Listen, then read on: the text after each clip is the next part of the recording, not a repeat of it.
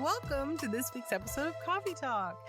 If you just joined, Coffee Talks are short in-between episodes where we read your user-submitted stories, hang out with our friends, talk about witchy, I say whippy every time, witchy pop culture, or chat with you about what's going on in our personal practices. It sounds like a new merch idea. Whippy pop culture. Whippy pop culture. You kids got any Love of that it. whippy? You're like, what the hell is whippy? Inside Robin joke. But we have some fun things to discuss. We thought we'd do half witchy pop culture, whippy pop culture, if you talk to Robin. Whippy pop culture. And then will dive into some ghost stories. Yes. But the witchy pop culture we want to dive into is what everyone seems to be talking about at least last week. Like, it was blowing up on Twitter. The internet moves very quickly, so maybe we're late to the game at this point, but we're still talking about it. So. Well, we didn't record last week, so give us some grace. Jeez. But we're going to try to be spoiler free. But if you'd rather not hear us talk about it at all, maybe we can list like the time where we, or we can list where we, we're stopped talking about stories. It. Yeah. So this week we are talking about Hocus Pocus. So if you haven't, or Hocus Pocus 2, my mistake. If you haven't watched it and you're like, what the hell? Literally, just turn it off. And I will try my best to put in the caption, if I remember, when we switch stories. Switch to stories. I'll make a note of it right now, but we'll try our best to do that. But there might be accidental spoilers ahead, so do not listen if... Yeah, because I know some people, like, it could be the most benign things, and they'll still be like, that's a spoiler. And it's like, is it though? Is it technically? But regardless of our definitions of spoilers, if you haven't watched it when you hear this, this is your fair and just warning that we are about to discuss spoilers of the show or the movie, most likely. Okay, so overall, how did you like it? I loved it. Overall, I loved it. It was so good. Genuinely it was so cute. It was really cute. It was cute. Listen, I do have issues, which we will discuss, but overall, it was super cute. Overall, I really, really enjoyed it. I will say, however, that I feel like a lot of people's negative responses to the film, like, it wasn't like, oh, I didn't like this thing. It was like, this movie was bad. I didn't like it, right? It was not a bad movie. Not only was it not bad, but I feel like the people I've heard complaining about it forget that it's a children's movie made for children. It's not made for 32-year-olds, 35-year-old millennials who saw the original when it first came out. It's not made for us. Now, granted, of course, we're going to enjoy it too, or, they hope that we would enjoy it too, but its target audience is 6. I heard a lot of people complaining about the plot and stuff, and I'm like, the plot was fine. Movie made for 6-year-olds? Like, what are you talking about? Fine. Like, the plot was fine. It was completely fine. What I saw people complaining about was they didn't like so this is a spoiler. They didn't like the redemption arc at the end. They were like, that was my wife's too. She said that how it was so uncharacteristically what happened at the end, which I agree with. It was very uncharacteristic. But I also disagree. I agree, but I also disagree because Winnie's whole character is that she is like the bossy, mean sister, right? She's the head sister. She's whatever.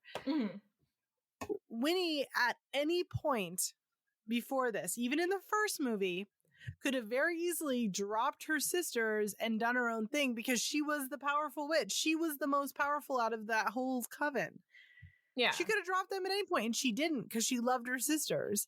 So while I understand that it would be traditionally uncharacteristic for them to, not have this redemption arc, Winnie also has made the choice to be with her sisters this whole time. Yeah. So why would you think she would be like, oh, well, I've got this, I don't need to be with them? I won't then. I see. That's what I was trying to tell my wife too, that just that we don't know, like, when it comes to, end all be all, like, what is people's thoughts and stuff, maybe at the end of the first movie, she was like, oh, but I could save this. I will be fine. I'll figure it out after this night ends. But, right. But yeah, I agree. But now see, where I have issues is they shot it in Rhode Island. It was in Salem. And you can tell. I didn't notice that. Oh, you can. I'm not from the East Coast. So. Yeah. And if you look closely, it wasn't fall. They had fall imagery in some parts. Mm-hmm. I also noticed that what I took issue with, right, is the first movie. Their cottage, right, was kind of it was still in Salem, but it was in a wooded area of Salem. Yeah. You know what I mean? Yeah. This time around, it's a magic shop in the middle of a bustling town. Yeah, it becomes surrounded by old buildings. So you couldn't be like, oh, they're new buildings.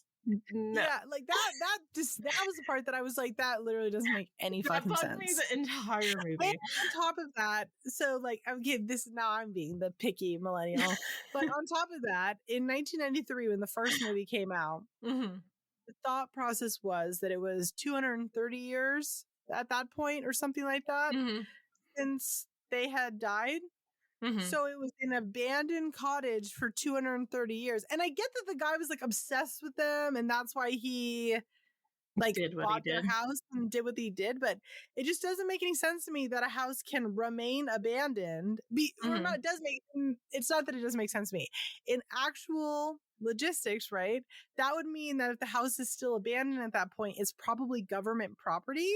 The government doesn't just sell up oh, you'd like to open up a store in this building that we own? Well, sure, we'll sell it to you. We'll sell this historical building.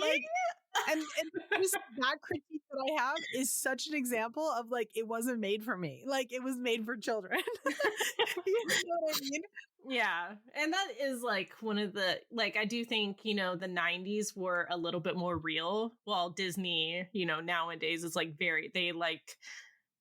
I don't know how to describe it. They make things very, I don't know, easy to digest for evereveryone. And I like the realness factor a lot. Yeah. And it's a little too, fantasy wise in some areas. I know it's this movie about witches that can shoot stuff from their fingers. Don't come for me. I am fully aware. But there was still the realism aspect. The teenagers spoke like teenagers. Well, except for Ice. Oh no, did you have any of those douchey kids at school? I did. I mean, I did, but they weren't like that. Oh, maybe it was military kid stuff, but there was definitely kids like that at my school. Did you know he's a country singer now? No. You want to talk about some real lore? Oh my god! And Ice and his friend, they're still friends. They're best friends in real life. That's really cute, right? That's so cute. Sorry, go ahead. Well, I was gonna say the other thing I saw people complaining about was Sarah Jessica Parker's makeup. Oh, I didn't they kept comparing. Well, they said that they did her dirty. It looked really bad. It didn't look anything like the first movie. And they kept comparing it to this promo shot. It was the cover thing, but the cover promo shot looked nothing like the actual movie makeup. And so people kept bitching about it. And I'm like, have you actually watched the movie? They pretty much did it identical to the first movie. Now, they did it different than how the 1993 poster photo was taken, but that poster photo had different makeup on her than the actual in-movie makeup. Probably because it was like a lighter shot, and so they didn't want to like darken her face too much for like the type of shot. I don't know. They're also they're older. They're literally 30 years older. They're going to look different. People were just like so mad about it. They're like, oh my God, they did her so dirty. And I was like, did they? Because it looks identical. Great. I thought she looked great. She literally looked they all looked amazing. First of all, did. Bette Midler is literally like 81 years old. Can you believe? Like, hold on, I'm gonna fact check myself on that, but I'm pretty sure she's like what, 77, 78. I'm looking it up right now. She is 76 years old. She is literally almost 8th century. No, I don't know. I don't know these words, and I'm using them, and I shouldn't be. But she's like decades. The word I'm looking for is decades. Oh. She's 8 decades old almost. Like Betty White's dead. Bette Midler, literally, like, she was in her 40s or whatever when my parents got married, who are boomers, and they like did their first dance to one of her songs. Like, she's old, and people are like, I just feel like there wasn't synchronicity. Makeup alone, let's pretend they didn't age at all. The makeup industry has fundamentally changed. It's gotten so much better. So much better. Availability, palette ranges, etc. since 1993. Like, you guys don't seem to remember that your mom would take her finger, dip it in purple or blue eyeshadow, and smudge it on her eyes and call it a day. No blending. Literally. Freaking taking her fingers and putting it in like the all the foundations that it didn't matter what your skin tone was, it had like an orange base to it. Yeah. And they smeared the face and had the lines on the chin. Oh God. But no, it was a super cute movie. It made me laugh. And like, I will rewatch it, and it will be part of my regular Halloween rotation. Like, easy peasy. Easy peasy. And they left it open for another one. I mean, yeah. I don't think they're gonna do another one though. We'll see. We'll see. Maybe. Yeah, maybe. I mean, like that. I can see it being like a spin-off movie. So like, not one that focuses around the sisters, but like that new girl that had the magic. Like a spin-off. I hope that would be good. That sounds like I don't know. That sounds like it would be a problem. It sounds like it would be really bad. It sounds like they'd be at least for milking us, it. That will definitely be for the kids and will not plan the nostalgia factor. But I will say that I do wish they had more people from the original movie in it, even just like glimpses. Yeah. Like, let's say, Max is there with his family, like just at the fair, like just walking by. That would have been amazing. Like a little cameo, or like the guy who played Billy was not the same guy. They had a totally different guy for the Billy character. I thought that is the same guy. He was. I'm pretty sure it's not. I'm gonna look it up. Hold on, I'm gonna look it up.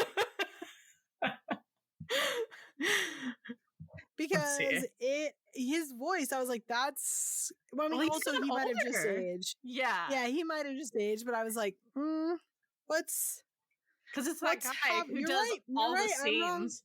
He like does all these like monster movies and stuff like that because he's so thin and so tall, and he's just so great of like doing the zombie walk and monster walk. Robin's laughing so hard she coughed. I will say I loved the mayor. Oh, he's such a funny actor. I love him. I thought the mayor's character was perfect. I think like when he was the what's it called? Like the witch hunter guy, the pastor, whatever, like the mayor or whatever of the town. Whatever he was in that lifetime, that was hit or miss. I really didn't care too much about that. Like I didn't have an opinion. Yeah, we didn't recognize him as the same person. until really until later into the movie, and then like my witchling and I rewatched it. We rewatched it, and I was like, his character was so much funny. It like was so funnier. It was so funnier the second time around because I was like, oh, I knew who he is. So right. The mayor and the modern town mayor and the obsession with the candy apple, that was so funny. That was genuinely really wholesome and cute. I was cracking up. My husband kept going, I like him. Or like when he like grounded the daughter and then was like, okay, I love you. He's like a good dad. Like, you know what I mean? That's so relatable. I thought it was so cute. You're so grounded, but I love when the witches were in the garage, and he was like bringing out a bit of an older crowd. I like the Golden Girls reference. That was so funny. So in that respect, I did feel like they did kind of cater to us because they knew we would watch it. You know what I mean? Yeah. But I don't know. It would have been nice for like Max. I know that oh my gosh, like I'm totally missing the names right now, but his sister like was supposed to be in the movie, but there were scheduling conflicts. Oh, I know. But the girlfriend wasn't even invited back. So really? Well, has she done anything since that? I don't think so, but she said she was open to it. Well, of course she would be open to it. It was going to be a huge block. Duh. Of course she'd be open to it. Imagine if you were like, hey, there's this movie that's coming out. We're going to do Hocus Pocus 2. Hocus Pocus ended up being one of the biggest movies, Halloween movies of the 90s. Would you be interested in that cash grab and being like, nah, I just, you know what, acting is really not my thing these days. I'm gonna do something else. Like, of course you would agree to it. Hey, that's basically what the guy who did like the original Charlie and Chocolate Factory did. He acted in that one movie and just left. What's his name? Gene Wilder? No. The who played Charlie. Oh, the boy. Yeah. Oh, really? He never did anything after that? He left. Probably because that grandpa guy was creepy. I always got bad vibes from him, man. Like, listen, I'm not saying he did anything because obviously it was the 70s and I wasn't even a twinkle in my dad's ball sack yet. But I'm not wrong. But he just gave me bad vibes, man. I just feel like if anybody on that set was gonna like do a crime that was like really like SVU, it would be him. SVU. Oh my god, I'm dying. Okay. Do.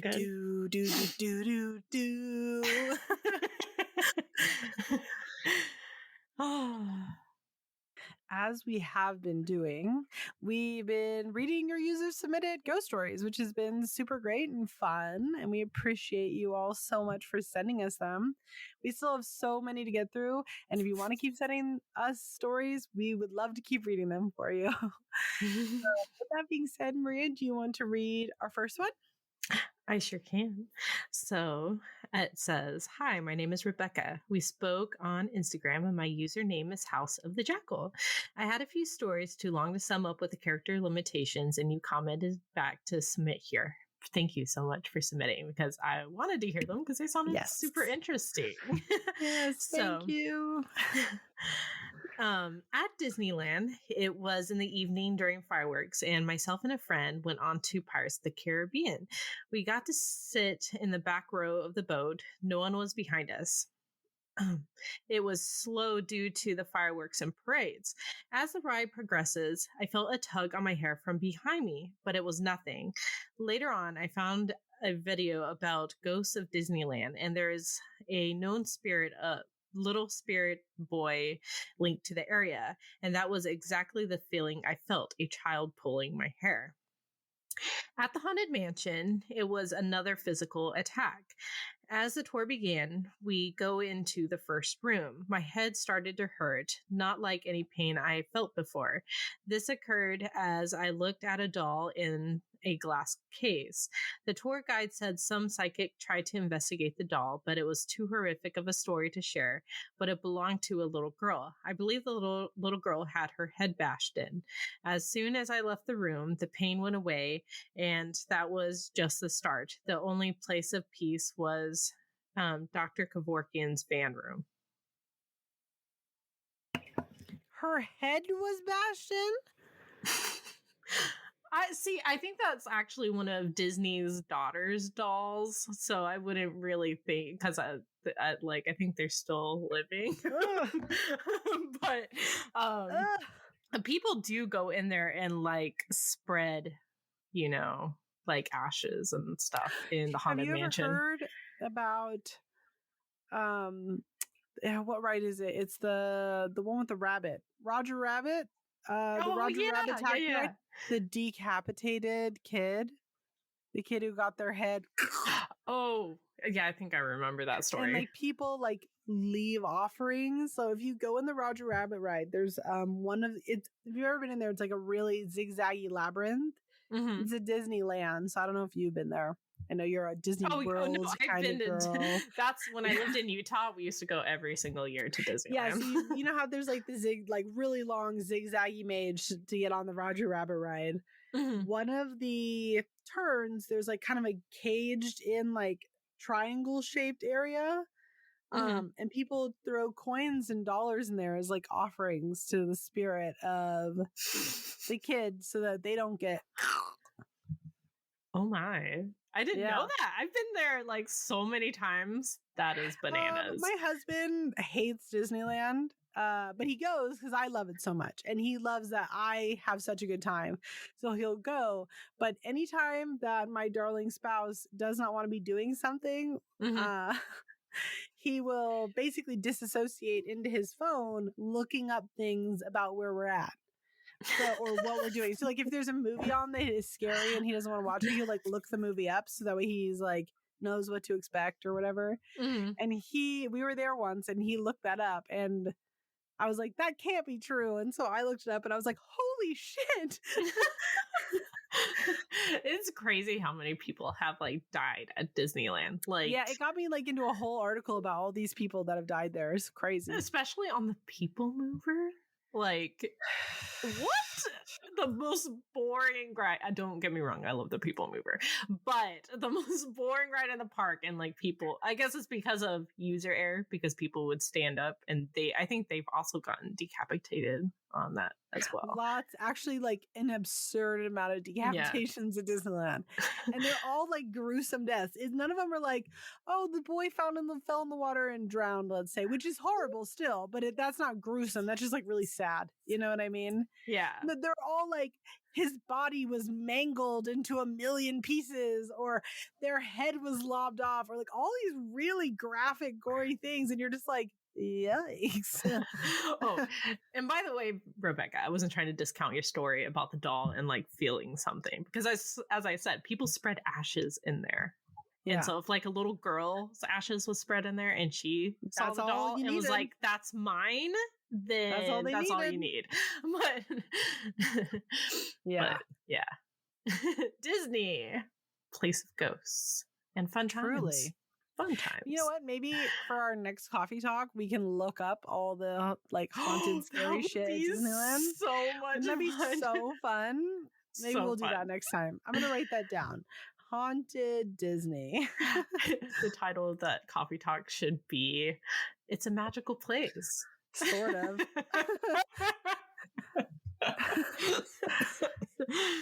Oh my gosh. Okay, so we have time for one more story. What's our story? Hold on, I want to make sure. Okay. They wrote at the end that they give permission for me to use their name. So I was looking everywhere but the end. Anyway, so this story comes from Laura.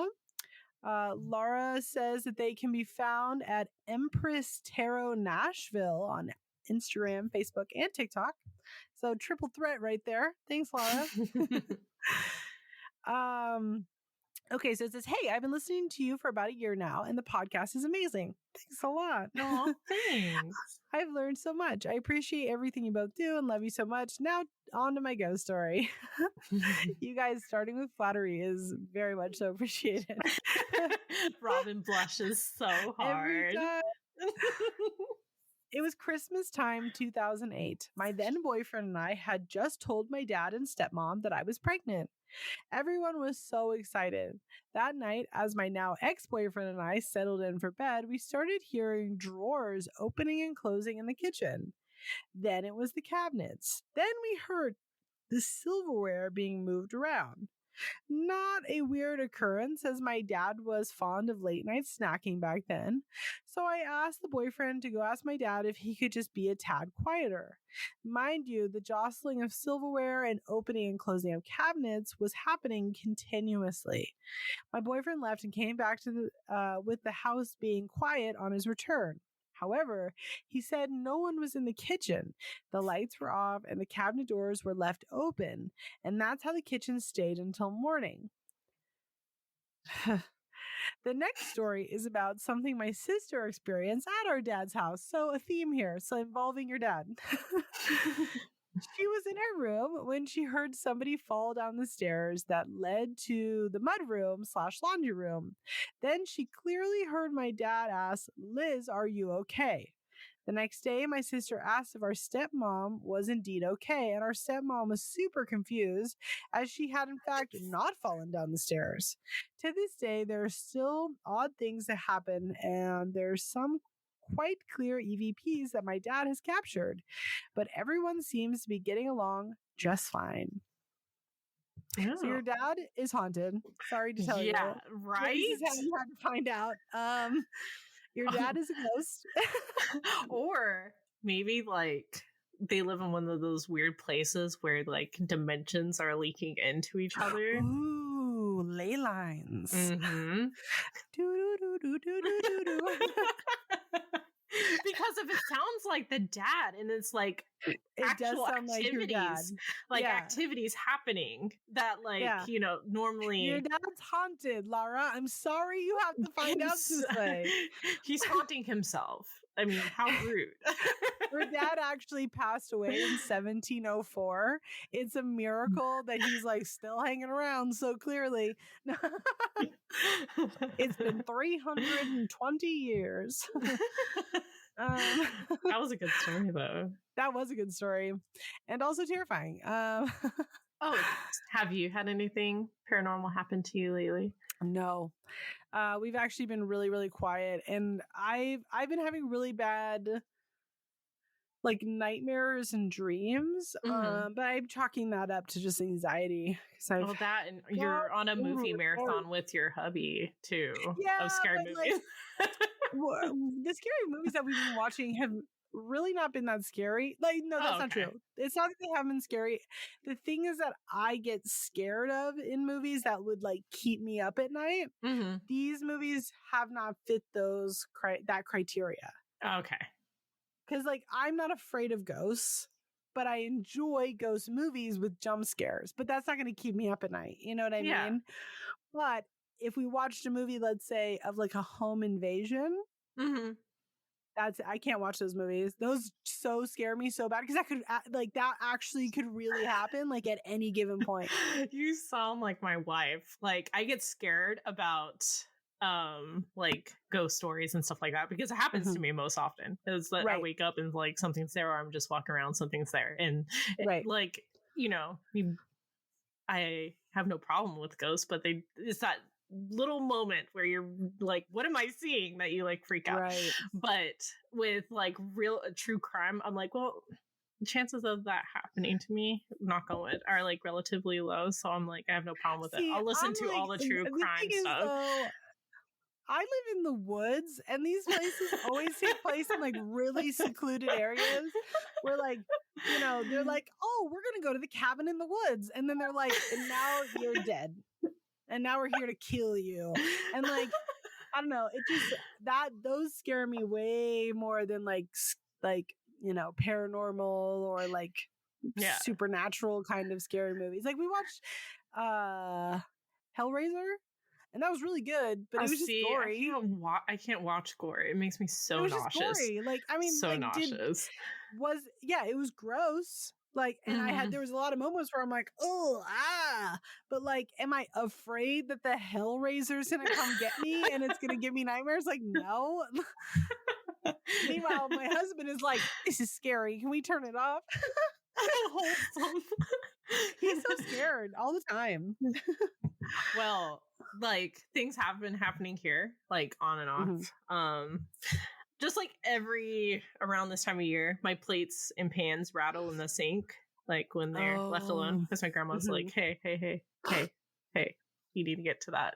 Hello, I'm aware. Your house is a disgusting mess. And then, okay, so one day it wasn't really out the corner of my eye, but I was like facing towards where my couch is, and I saw legs on my ceiling. I think I said this last time, but I saw legs on my ceiling, like walking around, just legs, like upside down. Like, it's fine. Yeah, you told me that last time. Yeah, but like, I didn't get any bad feelings. Like, strangely, no bad feelings. I was like, oh, it's fine. And she was whatever. Like, this is fine, actually. But the witchling, a couple days ago, pointed out and said that they saw something too in the exact same spot where I saw something. So, confirmation. And then that's so scary. And then, as we always discuss, like, seeing spirits, like, happens, like, it's like that most of the time, like just a blink. Like, we were pulling in front of CVS moment. And I swear I saw some dude, like, on the side of the building, like, kind of huddled, kind of like, unfortunately, what homeless people, like, outside of a building, kind of like huddled, like, and stuff. Yeah, I saw someone there, and we turned the corner, there was no one there, like, absolutely no one there. Ma'am. Ugh, I hate that. And then we discussed that when, I don't think we've talked about it, but when Amanda was on for the guest spot, like, we didn't talk about that. Yeah. Something was catching my eye on the side of the screen, and it was like little red pinpricks of light. Mine too. After Amanda left, Maria and I both were like, oh yeah. Maria was like, oh, this thing happened. I was like, that happened to me too. And like, I don't know what it was. I don't know. It was like little pinpricks of red light. And maybe Amanda's the devil. Maybe that's what this is. Well, wait. I was maybe, but I was outside. I've been spending a lot of time outside, and I've been seeing the same thing outside like the past couple days. So I don't know. Maybe it's just this time of year. Maybe it's just this time of year, which it might be. It could quite be. Yeah. I've definitely been seeing like little things here and there, but I have chalked most of it up to anxiety, because I usually have like a checklist of things that I go through to like mentally, like, if that was like legitimate or not. You know what I mean? Yeah. And it hasn't quite met my standards. And so I've just chalked it up to anxiety, that most of it, but maybe not. I don't know. It happens. It happens. All right. But yeah. Well, thank you guys so much for joining us this week for Coffee Talk. There's a fly. We hope to see you next week for our regular episodes. You can check out our website for links to our submission forums, or shoot us an email at submissions@coffeeandcauldrons.com to tell us any ghost stories, witchy stories, tips, or topics that you think the community would love to hear.